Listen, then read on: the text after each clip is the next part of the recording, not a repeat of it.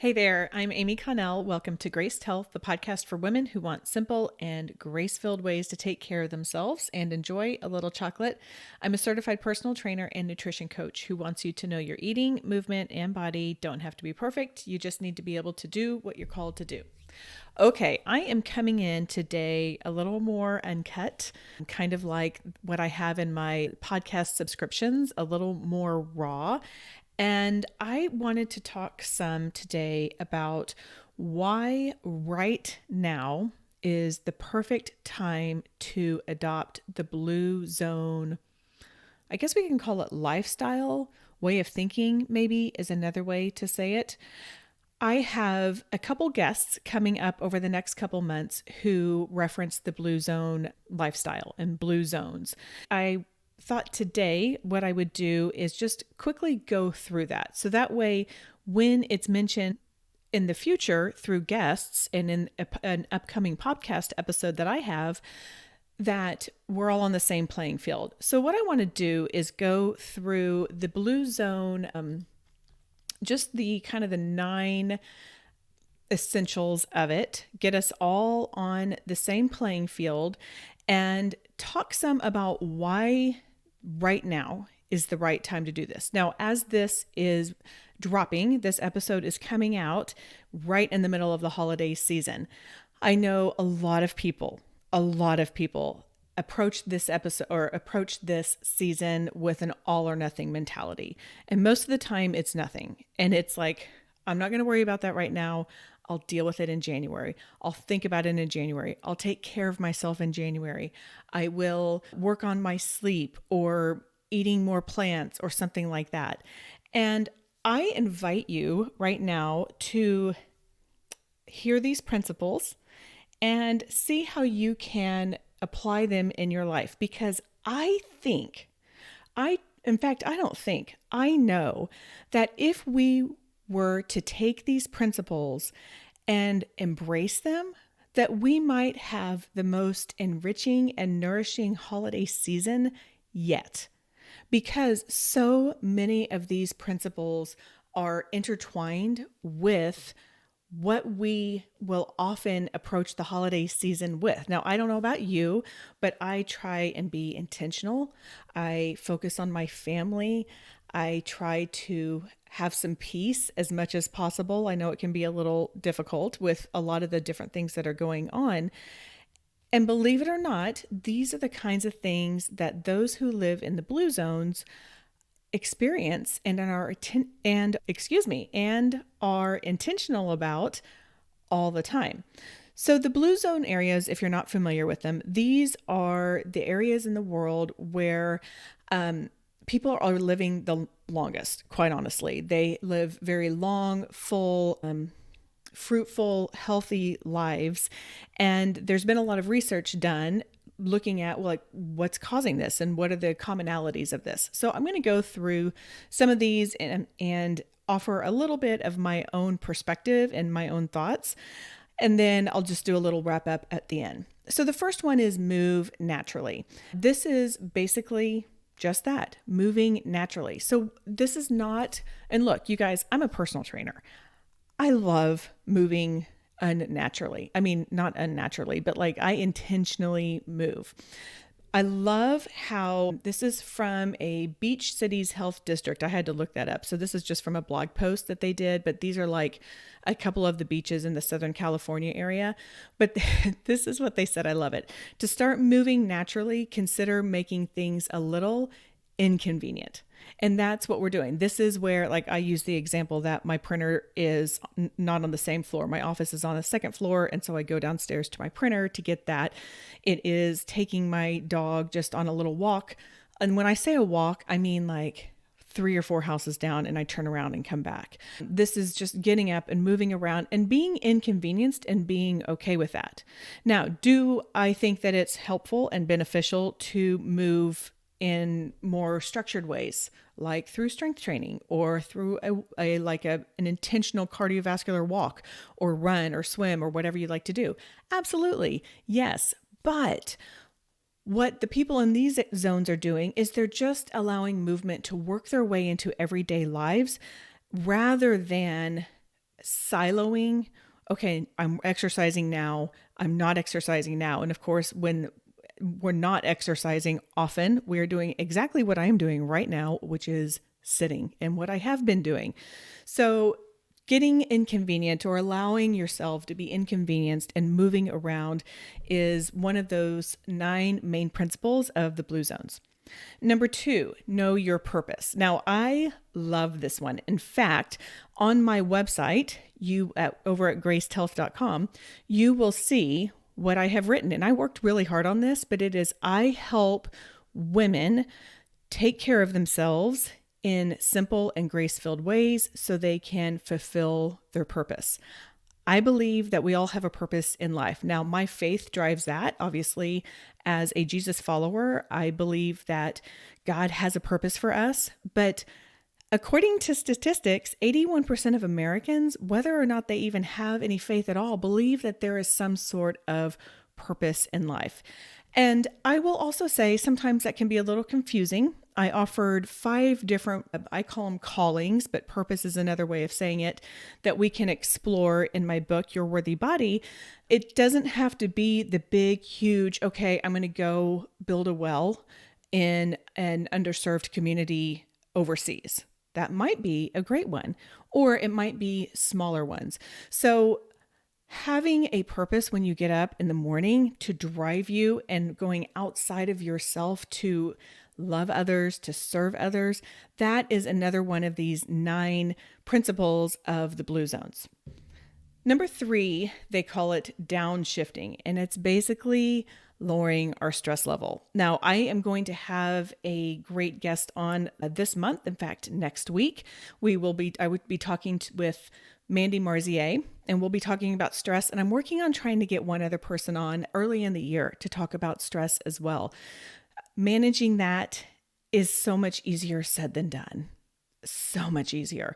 So I am really trying to find some people to help us manage that in simple ways where it doesn't seem so overwhelming, because let's be honest, we can get stressed out about being stressed out.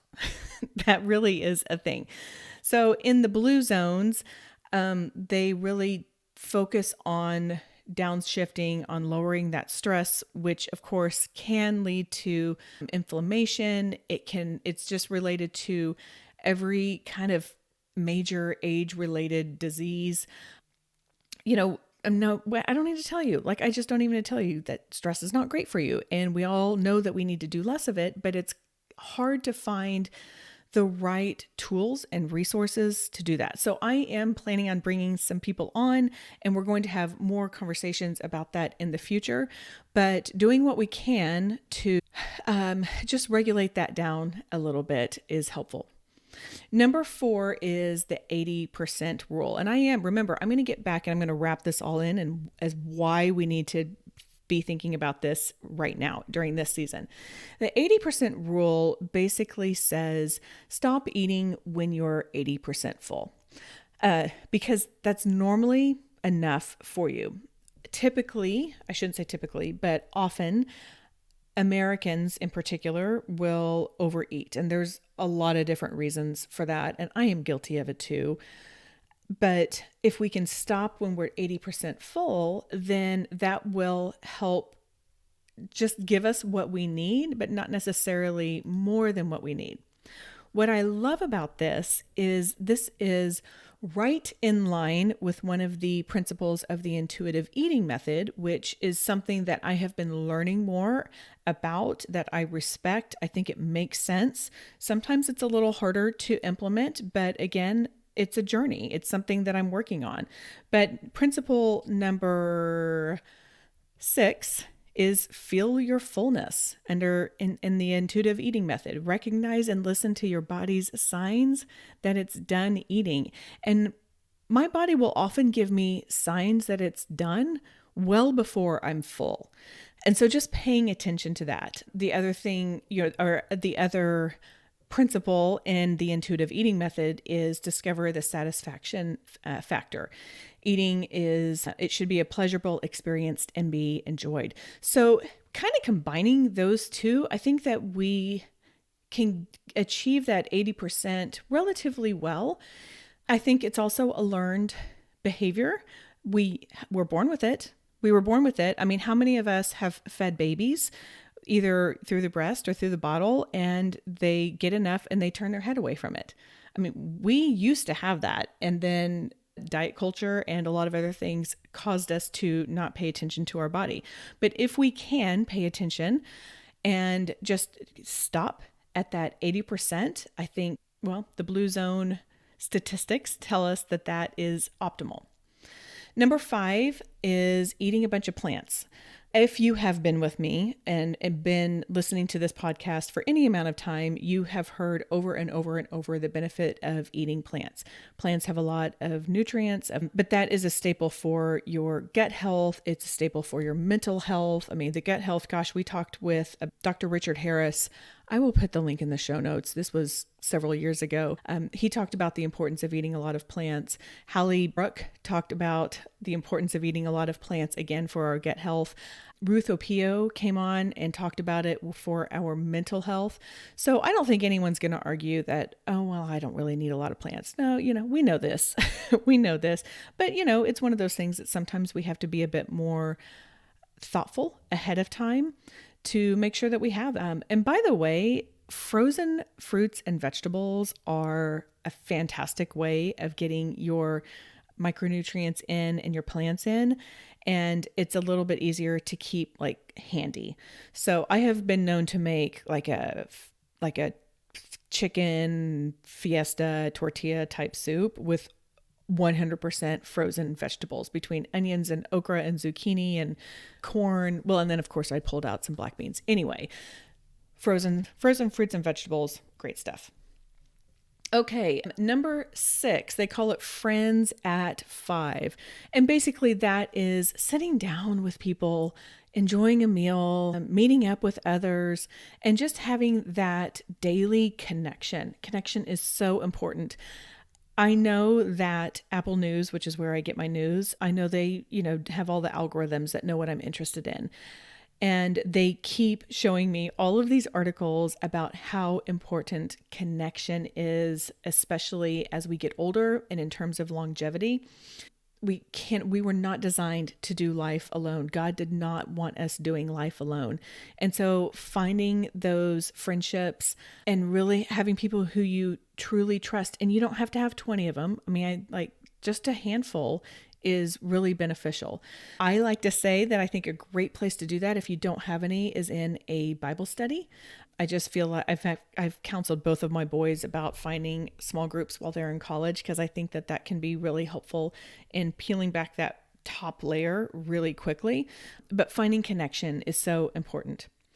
Number 7 is just being around positive people. Our mind guides us so much. And I have talked with Dr. Michelle Bankson a lot about the power of positive thinking while being real and being realistic. So I don't want to negate that there absolutely is toxic positivity. However, when appropriate, choosing positive thoughts and positive responses can be very helpful as well to our physical health, not only to our mental health, but to our physical health as well, and hanging around people who are positive as well.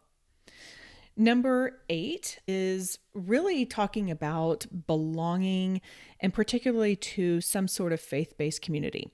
Again, like I said, my faith is highly important to me. My faith in Jesus drives everything that I do. And what this is saying, number 8, is that belonging to some sort of faith-based community really can impact your health in so many different ways. In fact, it even said all but 5 of the 263, so what is that, 258 centenarians, I did not say that word well, people who live to be 100, we'll just call it that. They belong to some sort of faith-based community. And in fact, one of the blue zones is in California, and it's a Adventist community. So obviously faith is very important in that community, but then of course there are others around the world. So, really having that faith drive what you do, super helpful, super important. And then finally, number 9 is focusing on our loved ones.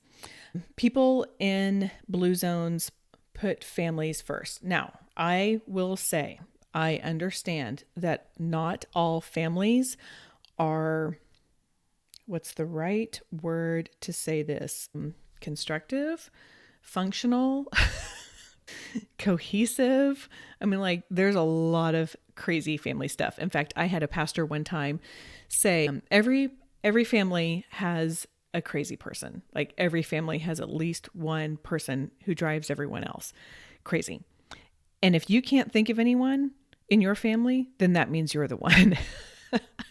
I don't know if that's true or not, but I say all of this and I report all of this with the full understanding that not all families work together really well. However, there are absolutely people, I have to imagine, in your family who you do want to prioritize and who you want to just really focus on, right? It doesn't have to be, if you have a really dysfunctional relationship with one particular family member, then that's maybe not the one who you're prioritizing, but you can prioritize other ones.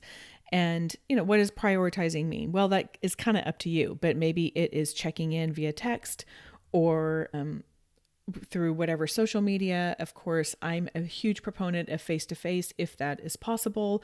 Having phone conversations, FaceTime. I mean, you've got to figure out how that is, what meaningful is to you. But putting your loved ones and prioritizing your loved ones is important. Okay, so now those are the 9. Now let's zoom out and remember this is dropping during the holiday season. So we are smack dab between Thanksgiving and Christmas, but this can be just as applicable if you are coming up on a summer vacation, if you are looking at spring break, if you are looking at any of your holidays, Easter, there's so many different ways of looking at this. When I think about the Christmas season, this is what is important to me. I love getting together with friends and people who mean a lot to me. I love enjoying different kinds of foods that I don't typically have throughout the year. I enjoy a little bit of it, but I don't enjoy, if I have too much of it, then I don't feel very well. I love the connection. I love pouring into my faith and exploring other ways to connect with Christ. Right now, I'm going to be doing this as this airs, I'll be doing this with a new study by the Daily Grace. When I think about what I envision as a successful holiday season and what are the 9 principles of these blue zones, they're pretty much the same. And yes, I do love moving, but I typically don't move the same way during the holiday season. I will move a little bit differently, and sometimes just a stroll around the block is all I get done, and I'm okay with that, and I hope that you're okay with it too. So these blue zones, I think, are a great model for us to remember, and especially for those of us who get focused and caught up in following the quote unquote rules and making sure that we're having all of the right, the right protein or fats or carbs, or that we're exercising a certain way. I believe that keeping these 9 blue zone principles in mind can help us, give us the grace that we need. And I would almost say it's not even that we need the grace. It's just that we need the reality check of how are we physically and mentally and spiritually investing in ourselves now and for longevity. Because if you think about it, we talk a lot about eating on here. We talk a lot about movement.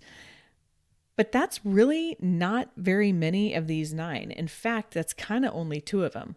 Moving naturally is one of them, and the eating plants, that's the other one. I mean, I guess if you wanted to, you could throw like the 80% rule in there, but that's really not any kind of what or even how. It's just how much. So I hope that you keep that perspective in mind as you go through this holiday season, as you think about what your new year wants to look like, or even your new day, if you are not listening to this real time, and remember that what we eat and how we move is influential, but it is not everything. Connect with your people, pull down your stress level, have your faith, lean into Jesus, manage your stress. So much easier said than done. I know that. But these are the things that will help us thrive and encourage longevity, not just getting into the micro details of micronutrients. So I hope that gives you something to think about. And this is an episode I will be referencing when I need to, particularly on the next one that I drop. That is another solo episode, because I will be talking about this just shortly in the next episode that I do. Okay, that is all for today. Go out there and have a graced day.